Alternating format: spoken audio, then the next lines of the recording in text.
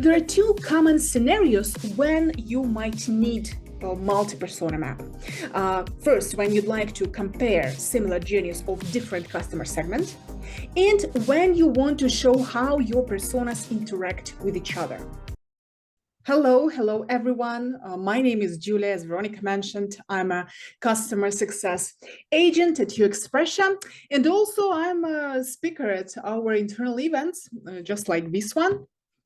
So I'm happy to see you all today. Well, as was mentioned before, the topic, the discussion of today's event is dedicated to multiple personas on one journey map.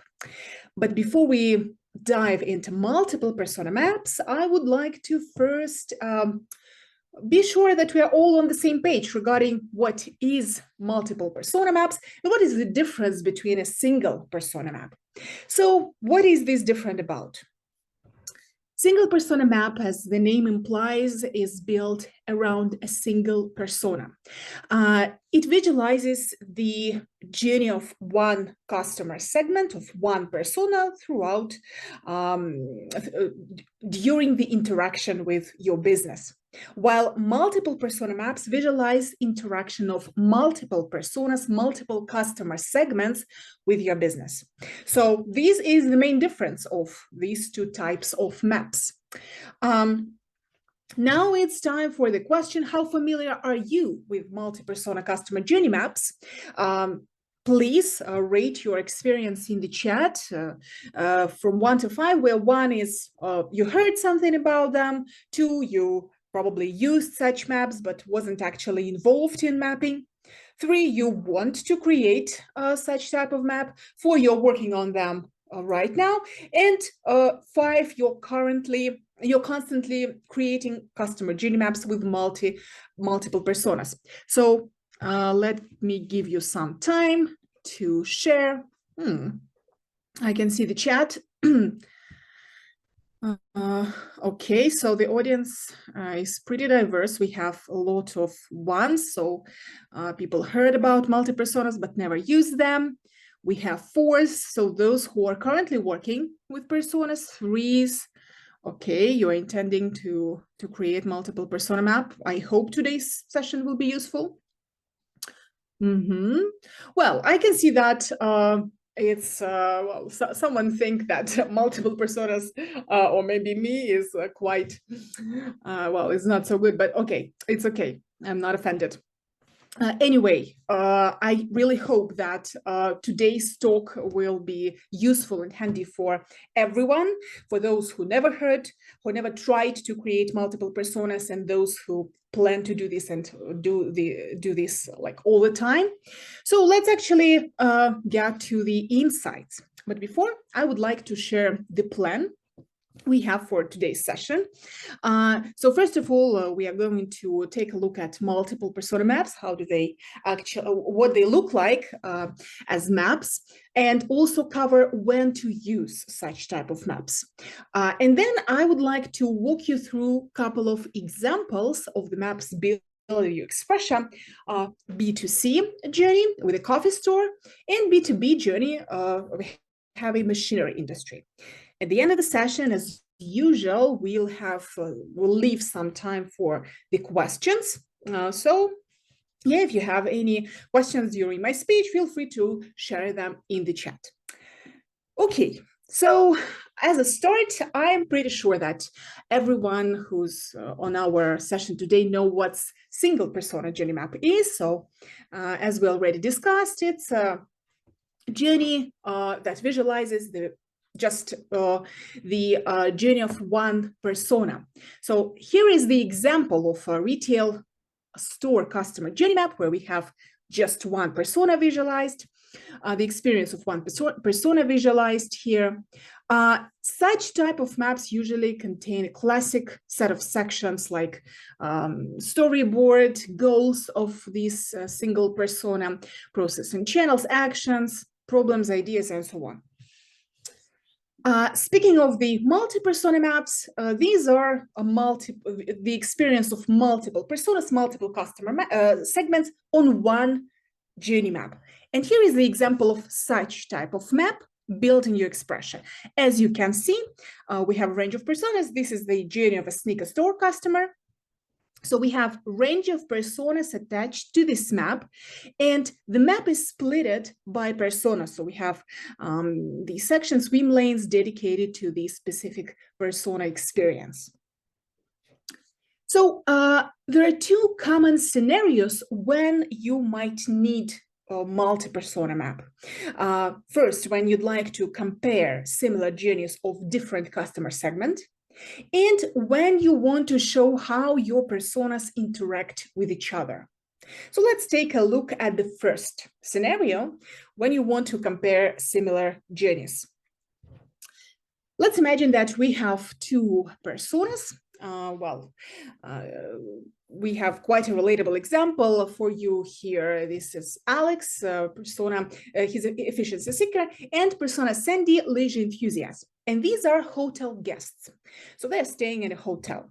So these personas, as they are staying in the hotel, most likely they will go through the same set of stages, like, for example, booking a room, then checking in, like arriving first, then checking in, staying in a hotel, and so on and so forth.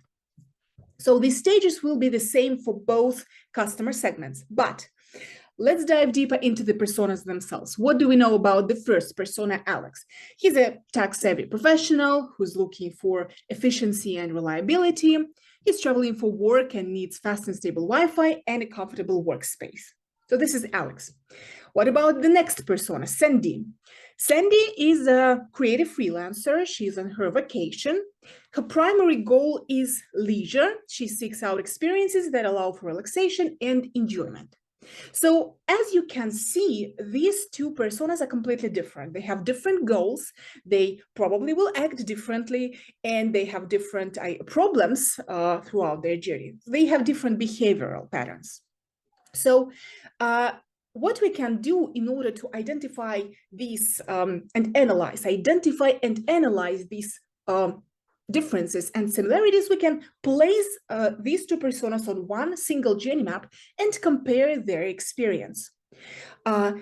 Identifying these differences and similarities, especially in the pain points these two persona segments have, will allow us to address those that are relevant for both customer segments first, instead of addressing issues that are relevant just to one specific persona. It's just more efficient from business point of view. The next use case that I talked about is showing how personas interact with each other. So this is another scenario why you might need to build this multiple persona journey map.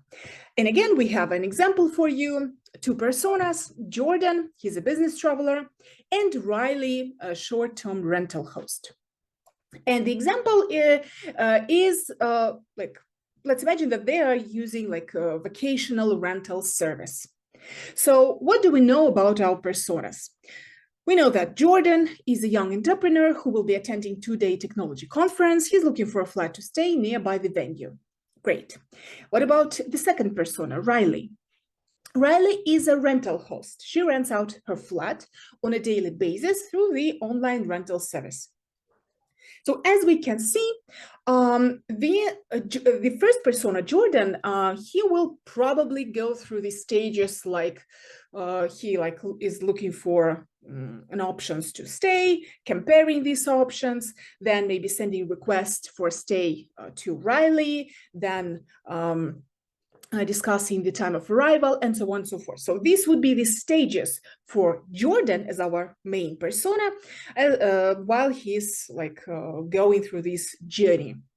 So at these stages, he will most likely interact with the second persona, with Riley, as obviously she's the host of the apartment he's going to stay. For example, he will definitely interact with her during the sending a request for like a confirmation for stay stage, right? And vice versa, Riley will also interact with Jordan at certain stages of his stay. So to visualize this interaction flow your personas have, it makes sense to place them both on one journey map. And this will also help you to easily analyze the flow and, again, identify the pain points that might lie in these interactions. Okay, so to sum it all up, when to use multiple personas. So if you are thinking, okay, whether should I create a single persona journey map or maybe create a map with multiple personas, you need to think of the following things. So first, if your journeys have more or less identical structure, like stages and swim lanes, and you want to compare experience of different personas, in this case, it makes sense to go with multi-persona maps. However, if your journeys have different structure and personas do not interact during their journey, most likely better to build separate maps for these personas. And of course, if personas interact at certain stages of their journey, it definitely will be worthy to create multi-persona maps and analyze these interactions.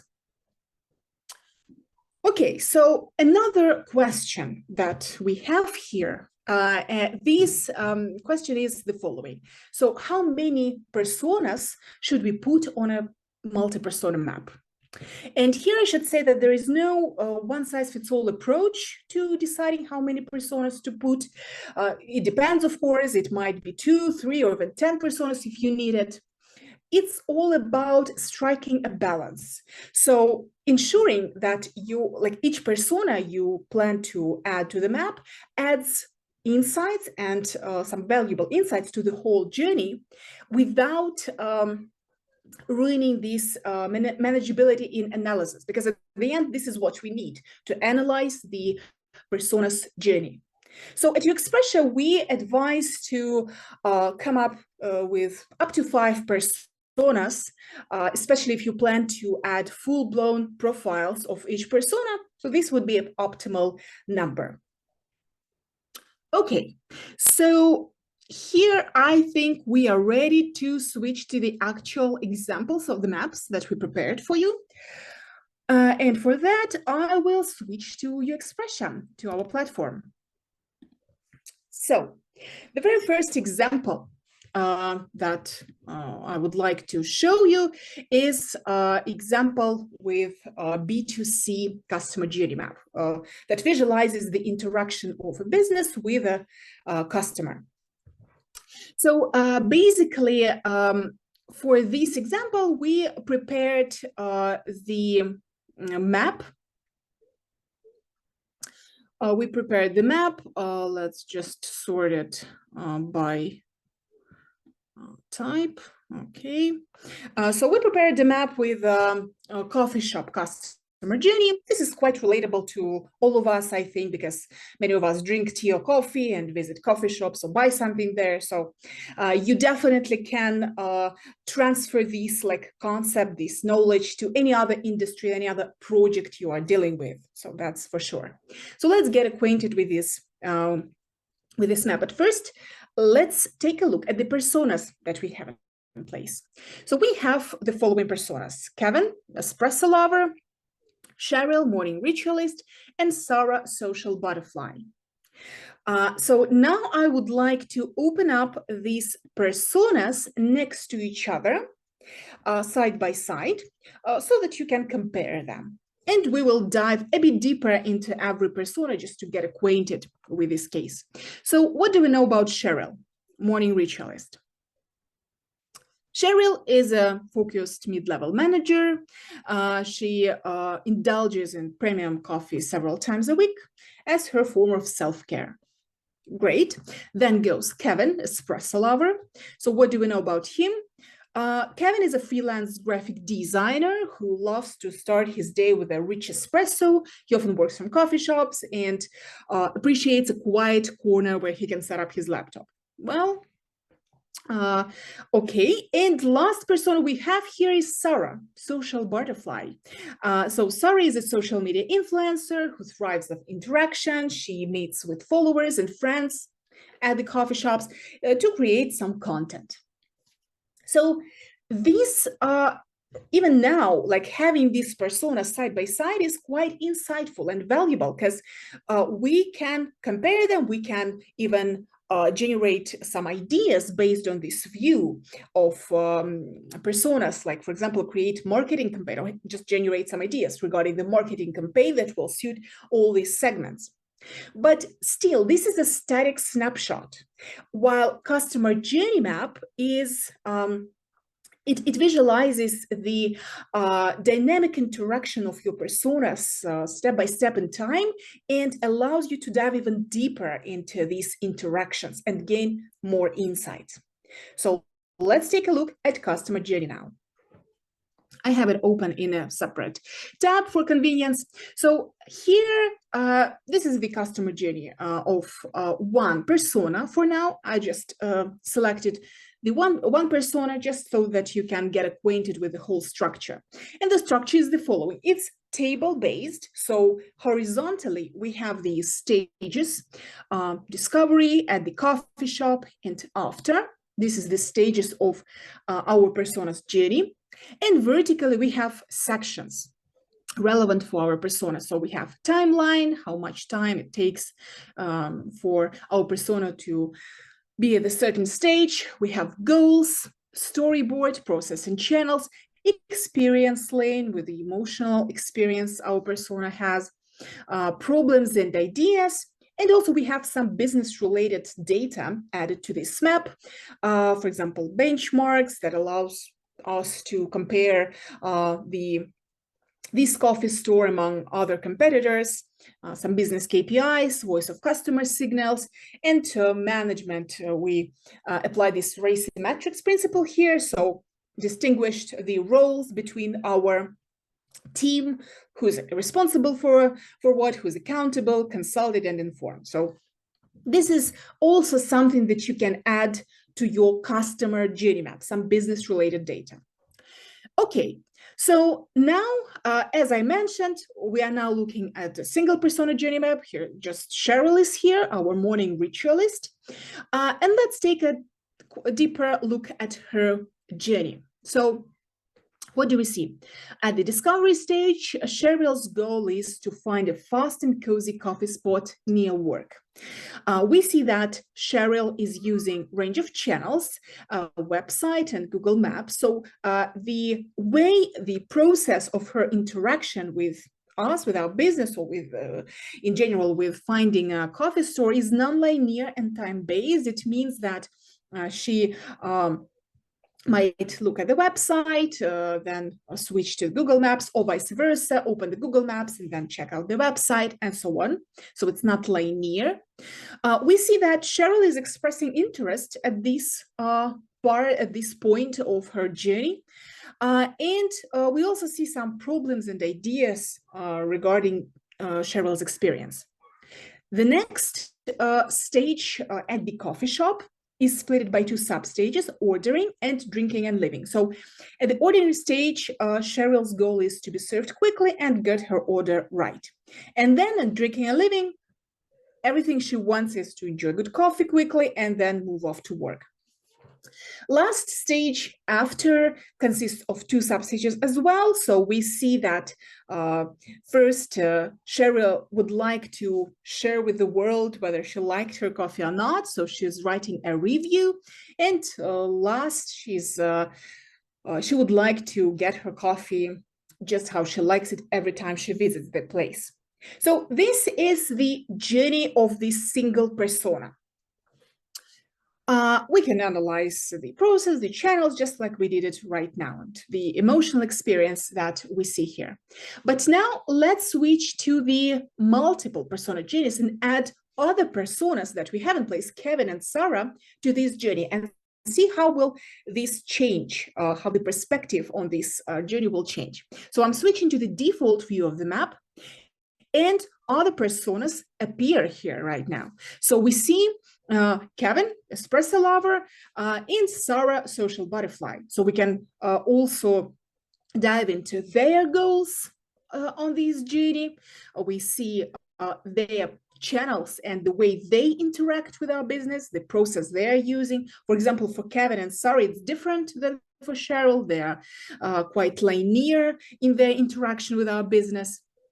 For example, Kevin, we see he's opening Google Maps and he's checking the Instagram page of the place that is nearby, that is closest to his location. Same for Sarah, so she just used Instagram stories for that.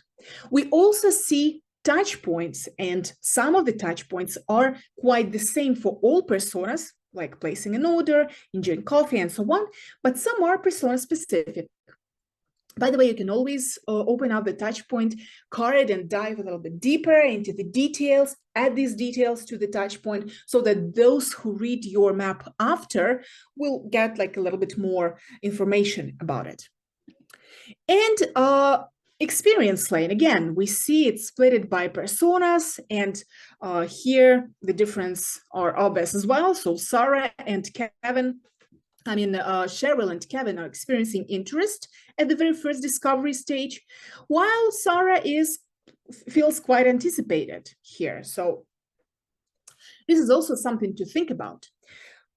Same thing for the problems. So we have problems that are related to all personas. We can add it in a separate swim lane. And in this case, this is the coffee shop's online presence does not give enough information about the menu, the location. This is something that all personas face. But we also have some specific problems, specific for personas, for Cheryl, for Kevin, and for Sarah. This is also something we can analyze. And then come up with the ideas that would be, again, relevant for our personas. And once some actions are taken regarding these ideas, you can just cross it off the list and mark it as done on the map. So this is how multiple personas can be visualized. It makes it much easier to look at multiple angles, a different angle on the whole journey from different perspective, and again, identify these pain points that might be relevant for several customer groups at a time. Also, sometimes that might be a bit overwhelming to look at all personas at once, at the same time. So you can hide personas from the view without losing any data for sure. For example, I will hide Cheryl for now and leave just Kevin. So as you can see, our map now includes just swim lanes relevant for Kevin. We can focus on him and analyze him separately, and then add other personas back to the map once we need them. Same thing works with cases if you prefer to focus not on the specific persona, but maybe on the specific stage or even sub-stage of the journey, or maybe on the sections that you want just to pay attention to at the moment. So in this case, you might find handy our custom views. It's possible to create views. For example, I will focus on at one stage for now, at the coffee shop stage. I will name my view at the coffee shop stage and save it. And as you can see, map shrinks to more compact size. You can focus just on one stage at a time and then get back to the default view of your map at any time. So yeah, that is how it works with B2C case with multiple personas. Here, I'd like to make a quick pause. Veronica, maybe you have something to say here. I do, and actually I want to ask you to show how you added the comment to the experience section. How I added the comment to the experience section? Yes. You mean right here? Exactly. Yes, that's really easy to do. You just need to click on the emoji, and we have this text option that allows you to add any kind of comment, maybe some quotes or anything you'd like to add. Yeah. Awesome. As easy as that. Thank you so much, Julia. I guess we can continue, right? Yes, thank you, Veronica. I'm ready to proceed. Okay, so this was the B2C case, but I promised you to walk you through B2B case as well. So let's switch to this one. And here it is. Here is the map with a B2B case. It covers the corporate context instead of commercial one, and also the industry is different from the previous example. This map is built for heavy machinery industry. But that's not everything. That's not why this map is different from the previous example. This map, as you might notice, have slight similarities with service blueprint concept. As you can see, it focuses on one major persona journey, but also visualizes the interaction with some secondary personas in place. So let's actually dive a little bit deeper into this example so that you can see it in more details. But first, of course, what we need to do, we need to get acquainted with our persona as usual. So in this case, our major persona is Jake. Jake, who's Jake? Jake is a heavy equipment operator. He is a 40 years old male. He is skilled in operating in a variety of heavy machinery like excavators, loaders, cranes, and so on. We know about him that he understands and follows industry-specific safety protocols. He's capable of troubleshooting and resolving issues. He quickly adapts to new equipment and technology, but also has some weak sides. Let's say he have some stress management issue, he have some physical limitations, he might overlook important safety protocols and cannot handle tasks that involve specific things like high-tech construction equipment and so on. So we know now a little bit more about Jake. Let's take a look at his journey as a heavy equipment operator. Okay, so first thing that comes into our at our side is the goal of this map. So we have this map description section with the goals, with the summary, and with legend. So what is the goal of this map? This map aims to provide a comprehensive view of Jake's experience throughout the journey in order to identify opportunities for enhancing and experience, improving customer satisfaction, enhancing the experience, improving customer satisfaction, productivity, and informing product and service design. Great. So also we've added the scope. Scope summary might be handy for those who will read the map later, for your team members, for example, for other departments or something like that. So those who are not involved in mapping itself. And also we have legend added here. Maybe if you're using specific symbols in your journey map, it makes sense to describe them and help, again, those who will read your map later. The structure of the map is kind of the same as the previous example. We have stages. We have 4 stages here: pre-job preparation, equipment operation, post-job reflection, and continuous learning. Some stages are split into sub-stages, as you can see, but vertically we also have sections. Although in this case, in this map, sections are dedicated mainly to one persona. So as you can see, we have Jake's experience section, we have problems where Jake is the main persona, we have ideas and opportunities where Jake is the main persona. Why is that so, you might ask? We do have other personas in that added to that map. You can check it out on this left side panel, like Sarah, maintenance engineer, project managers, equipment manufacturers, safety officers, sales rep, and so on and so forth. But we are interested in these personas only in the context of their interaction with Jake, because Jake is our major persona. So basically, these interactions are visualized in this persona interactions section. And once we take a look at the experience that Jake has throughout his journey, and for example, focus on specific pain points. Here, for instance, we see some downs in his experience. He feels annoyed at this equipment operation stage.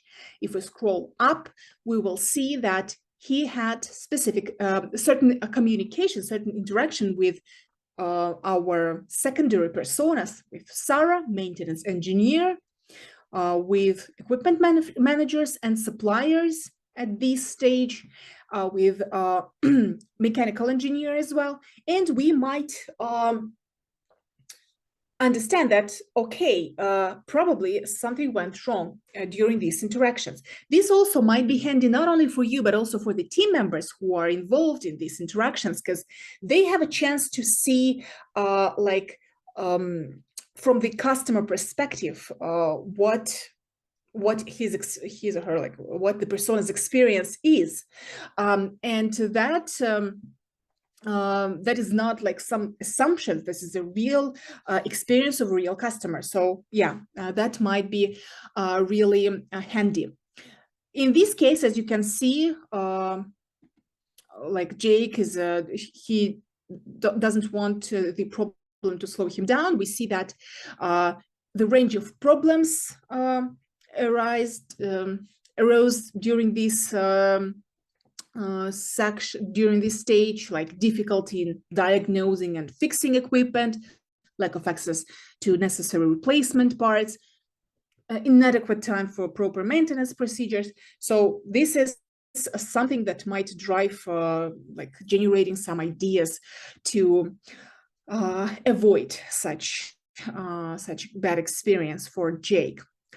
Also, what else we have added to this map is the flow, the overall flow, to just, to dive a little bit deeper into the process, into the type of process, into the channels used throughout the journey. And here you can also add the journeys or persona profiles of your secondary personas. So in case you prefer to have to build maybe another maps that visualizes the journey of your secondary personas, and you want to have them all in place, you can definitely add and connect all these documents all together at UXpression. So for example, here we can see that the process, this pre-job preparation stage is non-linear. We see the range of channels used during this process, and we can add either another channel or add another map that will be added as link and will represent like, for example, will represent the map that another persona is going through. Same thing with persona, so you can add persona profiles to this section. Instead of adding a generic icon, this will be added as link and will like help you to dive a little bit deeper into the specific persona. Another way how you can connect different maps is by adding the links to substages or stages of your map. So as you can see right here, we've already added a persona profile to this substage. And again, it's added as link. So you can click and open up the persona profile of our safety officers. Same thing works with map. So all you need to do is just to select the tag and for example, let it be here, and add this map to this stage. As easy as that. Another way how you can keep all related materials, all related documents at UXpression is just to add them as link in this map description section. As you can see right here, we have this related maps block, and we can add as many links that leads us to other operators' journey as we need, just by pasting the link right here. So yeah, this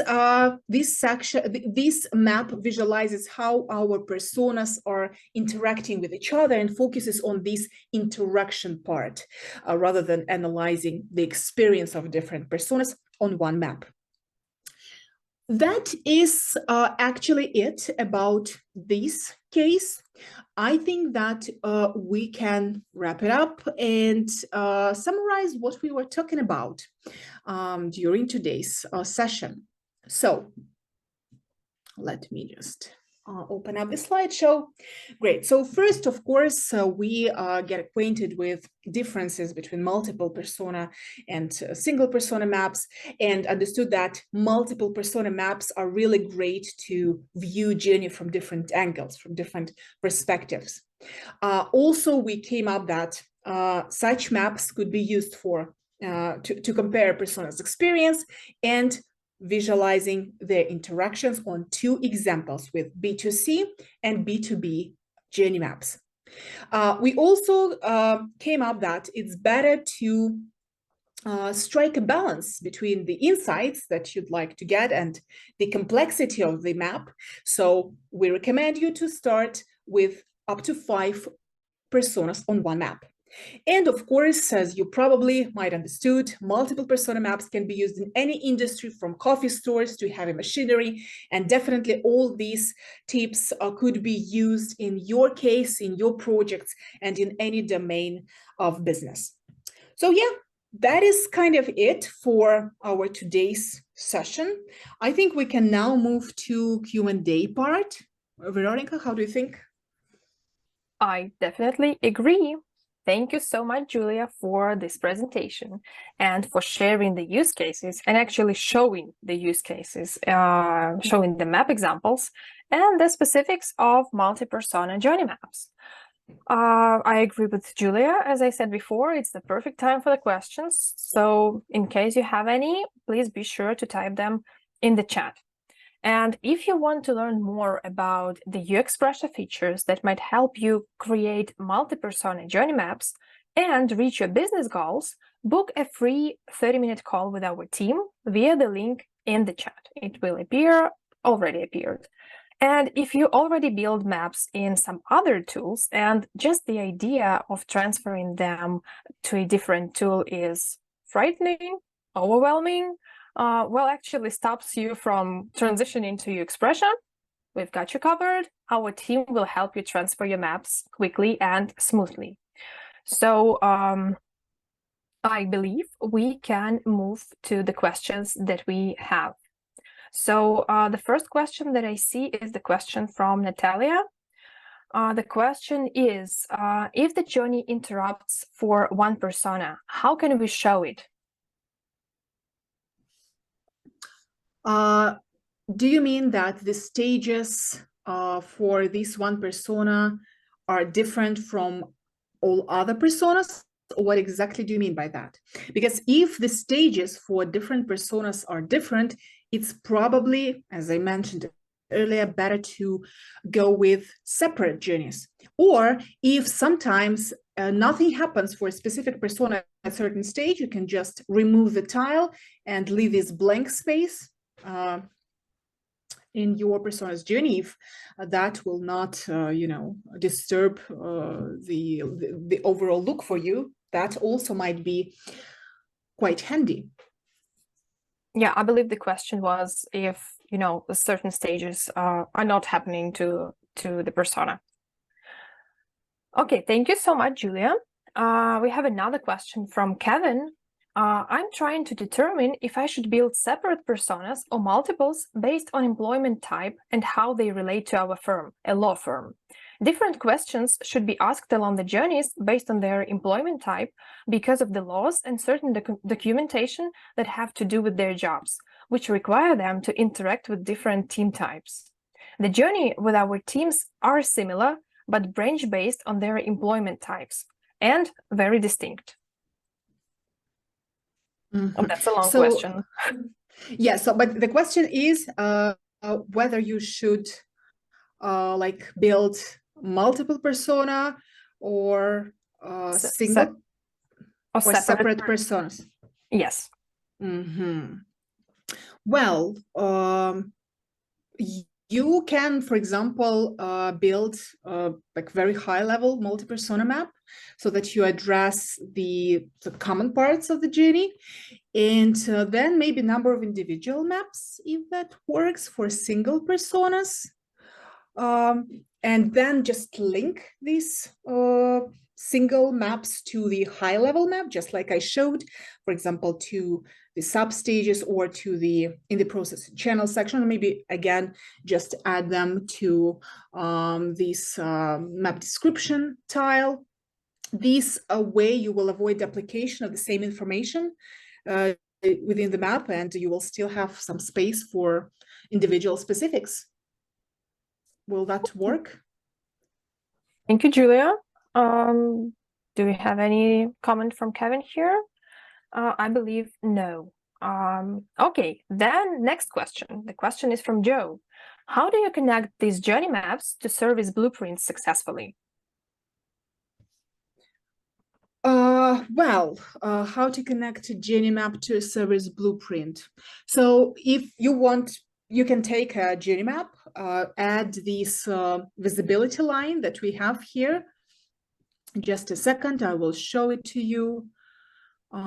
Right here, we have this divider, and you can add these. You can also add some specific sections that visualizes the backstage process, just like the persona interaction section, and see them all together, or switch between journey maps and the specific views.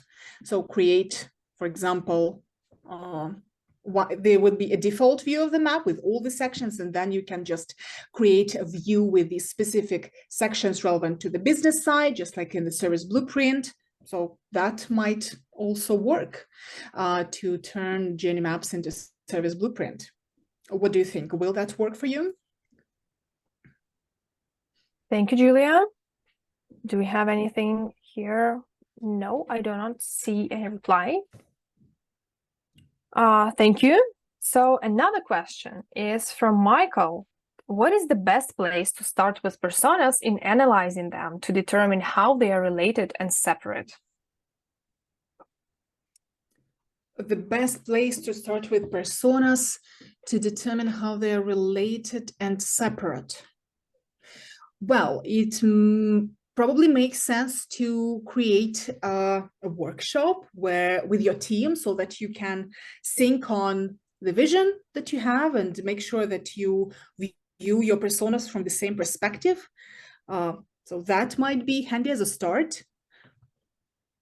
I think, yeah, that would be my answer in that case. Thank you, Julia. Next question here. And just a sec. No. Next question here. At what part of the discovery process would you use the multi-persona map?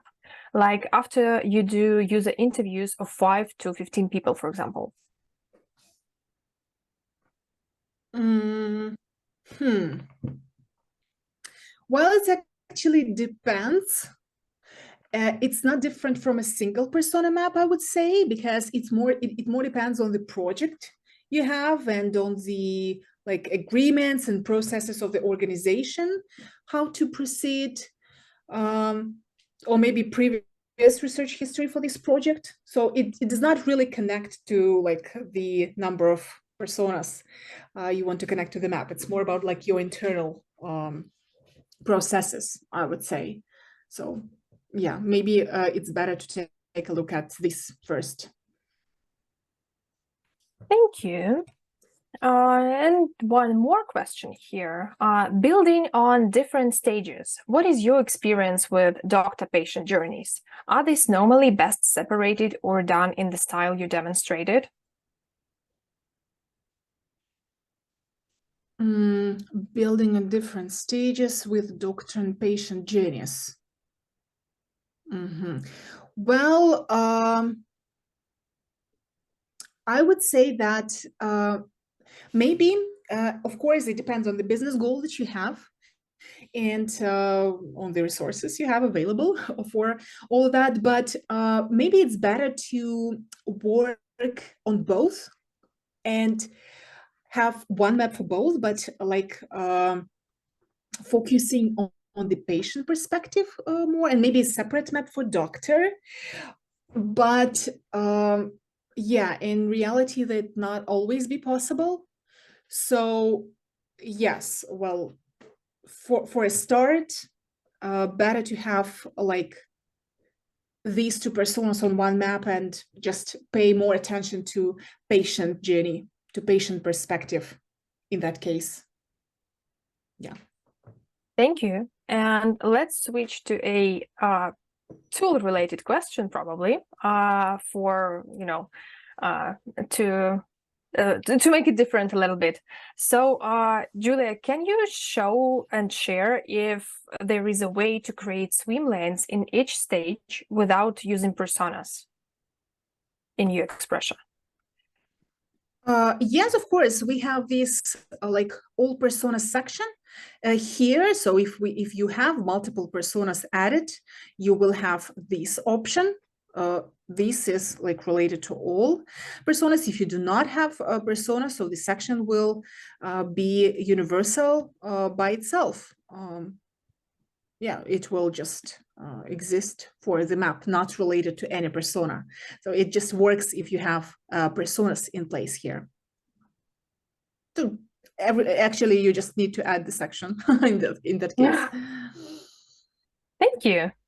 Also, another question here. Oh my God, we have so many today. When would you use a user journey map versus a user story map? I think a user story map is better as it captures the flow. The user journey map looks very cluttered and it might take some time to explain it to different stakeholders. Well, actually, I wouldn't say like it takes much more time to explain it to stakeholders. It might look a bit clunky, but it's more about how do you present what you like built, what you came up with. We actually have a series of events dedicated to collaboration where we talked about presenting these journeys to stakeholders and how to collaborate all together and presenting it after. So it might address the issue. Veronica, maybe you will share the link to this, to some of the, or we maybe will share the links to these events later in the email. But yeah, there are some tips how to make sure that it's just a little bit easier for stakeholders to grasp all the content at once. Okay, and I see one more question probably here, and feels like that's the last one, but we'll see. To what extent is it okay for journeys to differ between personas, like difference in steps, before you would recommend to separate them? For journeys to be differ between personas before to separate them. Well, there's actually no strict rule here. Well, if half of your journey is like different, then you might as well build a separate one. So, you know, you can just rely on your feelings if you if you feel it's like worthy.